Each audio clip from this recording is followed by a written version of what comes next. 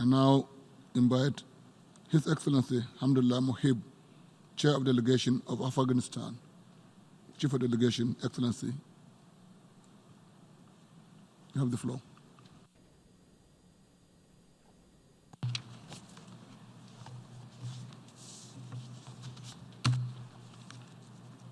Bismillahir Rahmanir Rahim. Mr. President, Mr. Secretary General, distinguished delegates, ambassadors, ladies and gentlemen, it's an honor for me to stand before you today on this prestigious platform in front of distinguished colleagues and partners and present my fellow countrywomen and men. Today I am even more proud because just 2 days ago, around 3 million Afghans faced the threat of terrorism and risked their lives to vote in our young democracy's 4th presidential election. Those who voted included men and women, the very old, some voting perhaps for the last time, and the very young, those voting for the very first time of many times. Those living with disability, for whom the journey was longer and more tiresome. Some who came out despite having their fingers cut off by Taliban during previous votes. We all voted not just for a president, but we voted for democracy. We voted for our Constitution. We voted for freedom and sovereignty. We voted for prosperity and connectivity. We voted for peace. And we voted for the Islamic Republic of Afghanistan. I congratulate my fellow Afghans for exercising their right to vote. And I thank wholeheartedly the brave and professional Afghan national defense and security forces for protecting that right. 70,000 of our brave soldiers protected citizens during this historic event.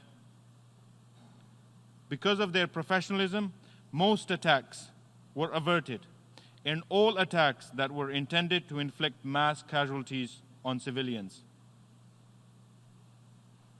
I also congratulate you and thank you, my fellow world citizens.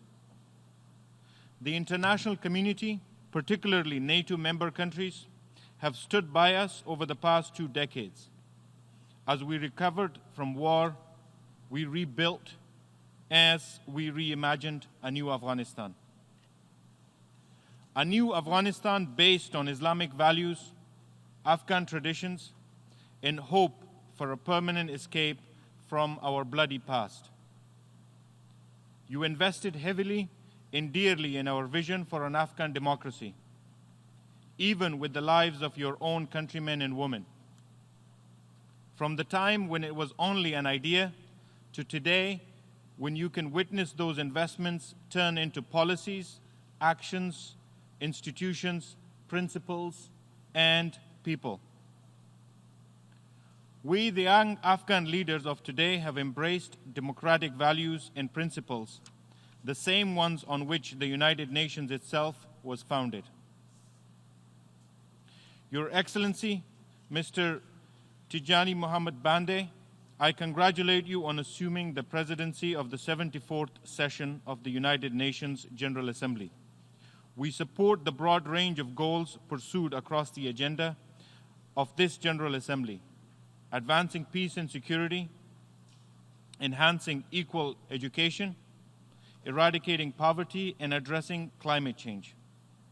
We also commend the efforts and leadership of the outgoing President of the General Assembly, Maria Fernanda Espinosa. Mr. President, 2 years ago, His Excellency President Ashraf Ghani stood on this platform at the 72nd General Assembly and spoke of the uncertainty that challenged the global community with questions we must confront together to find solutions.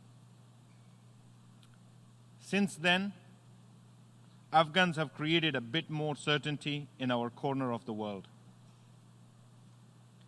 we Afghans confirmed our commitment to democracy and peace. The ANDSF has proven itself as a solidified and professional institution able to protect our democratic process. And the international community has taken a firm stand in solidarity with the Afghan people and government. But still, uncertainty lies with those who stand in the way of peace.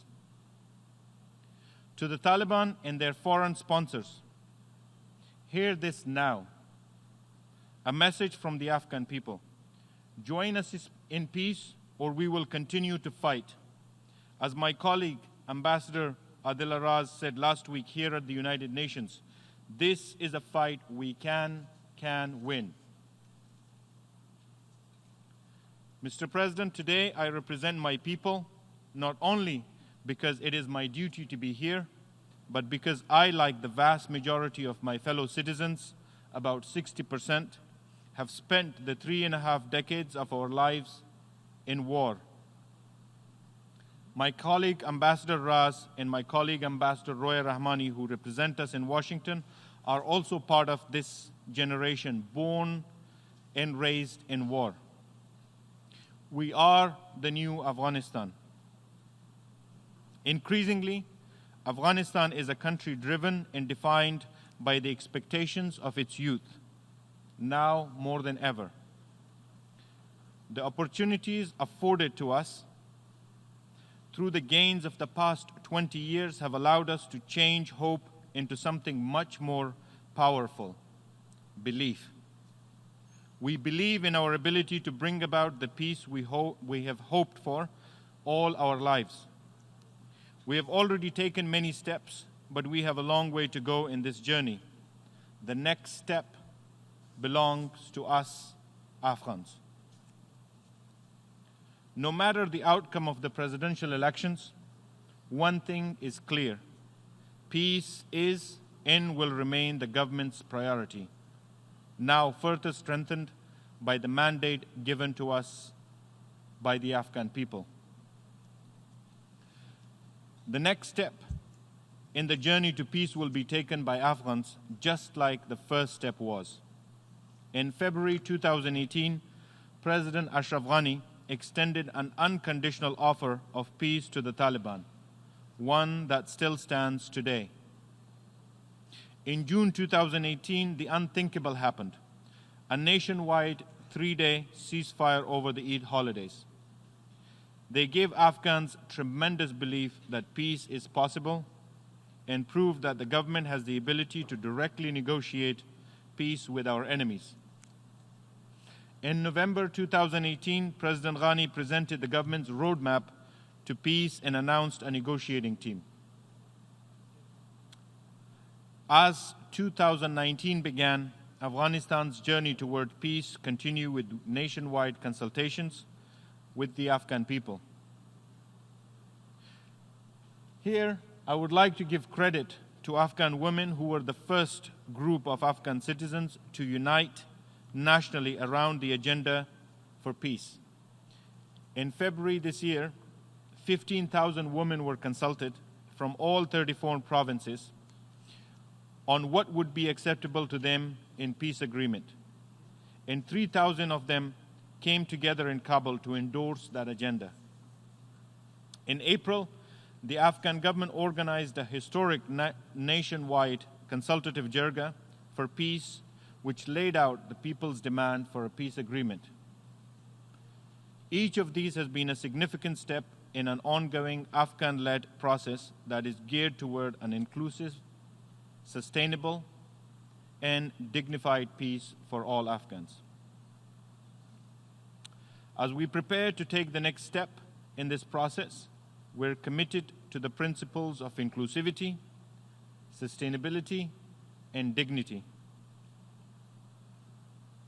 The Afghan people have demanded a ceasefire to immediately stop the bloodshed.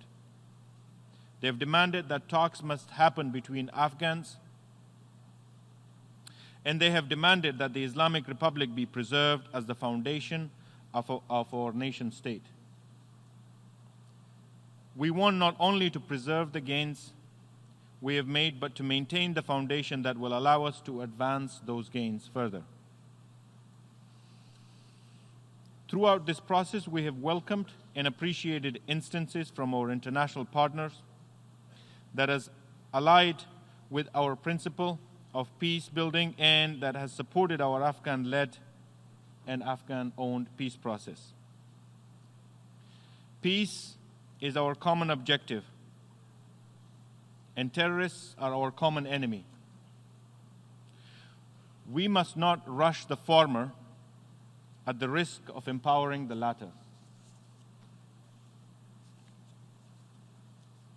I would like to thank our international friends and partners that have supported our peace efforts, including the United States of America, the European Union, Germany, Norway, the Kingdom of Saudi Arabia, the United Arab Emirates, Indonesia, and Uzbekistan, among many others.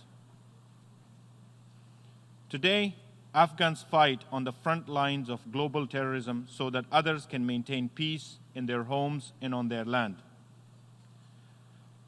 But peace is not a permanent state of being.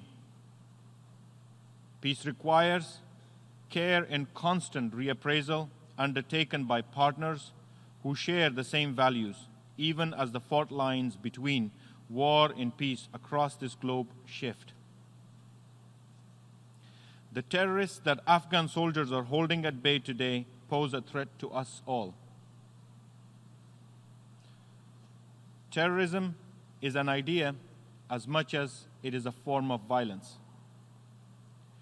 We must continue to work together to extinguish the ideologies behind terrorism, wherever they may exist. The zero-tolerance approach that has been called for repeatedly must no longer be a talking point, and instead become an action point. We need more institutional cooperation. We need more decisive action within the region. A strengthened collective security approach must take into account the wide nexus of transnational criminal activities as a whole, in inching the flow of terrorist fighters, their recruitment, and resources that allow them to remain lethal. Fighting terrorism is the basis of our critical partnership with the United States and our NATO partners, one to which Afghanistan remains firmly committed. I pay tribute to all those members of the military and their families who have lost their lives, including our brave ANDSF and our partners who have fought shoulder to shoulder with us, including 2,438 soldiers and all the others who have stood by us and paid the ultimate sacrifice. We Afghans will never forget your sacrifices, and we thank you for being with us. Mr. President, as the discussions at this General Assembly have shown, terrorism and conflict are only a couple of today's many threats. Detrimental effects of climate change and humanitarian crisis are also priorities, ones that we face daily in Afghanistan. These challenges will only be tackled with a new scale and scope of international cooperation. We need to look beyond the prism of individual interests if we are to address these challenges and meet the Sustainable Development Goals. Afghanistan has invested in the fulfillment of these goals, aligning them with our own national development agenda, the Afghanistan Sustainable Development Goals. These goals are embedded within the Afghan National Peace and Development Framework and our national priority programs. Still a predominantly agricultural economy, Afghanistan has felt the tremendous adverse effects of climate change. For our people, prolonged drought has been a matter of life and death, driving many out of their homes and into severe poverty. It is an issue we still struggle to find long-term solutions to, while simultaneously providing immediate humanitarian relief to those affected. Last week's Climate Action Summit reaffirmed the urgency with which new measures are needed to mitigate the effects of this threat. We will continue these important discussions in the upcoming conference of the parties meeting in Chile in December. Mr. President, I want to close with a forward-looking message centered on the promise of the United Nations. Afghanistan's journey in re-emerging from the rubble and steadily progressing is a testament to the importance of international and multilateral cooperation. This year, Afghanistan celebrated the centenary of restoring our full sovereignty. Over the last 2 decades of this century, you helped us build our democracy. Now we stand confidently on its strong foundation, and we continue to advance toward self-reliance, prosperity, and peace. The new Afghanistan continues to transform itself into a center of cooperation, connectivity, and development in our region. Afghan-led initiatives such as the Heart of Asia, Istanbul process, and the Regional Economic Cooperation Conference on Afghanistan are already paying economic dividends, opening new frontiers for trade and the movement of goods, people, and ideas throughout South and Central Asia. Afghan democracy, we can say now, is a success story which belongs not just to Afghans, but to all of us here. Mr. President, yes, time has witnessed our progress, but time still remains an agony for us. Afghans agonize over the death of each of our compatriots. We lament each moment of time that takes an Afghan life as it passes. Our mission now is to bring peace that can end the suffering of all Afghans. Only when we have peace will each and every Afghan be able to experience the freedoms and opportunities of this democracy we have sacrificed so much to build. And no Afghan will truly be able to live in peace and freedom until the day that every single Afghan lives in peace and freedom. It is the day we live and work for, the day we know we will achieve in solidarity with our international friends and partners. It is the day which we no longer hope for, but which we believe in. Thank you. I thank the Chief of Delegation of Afghanistan,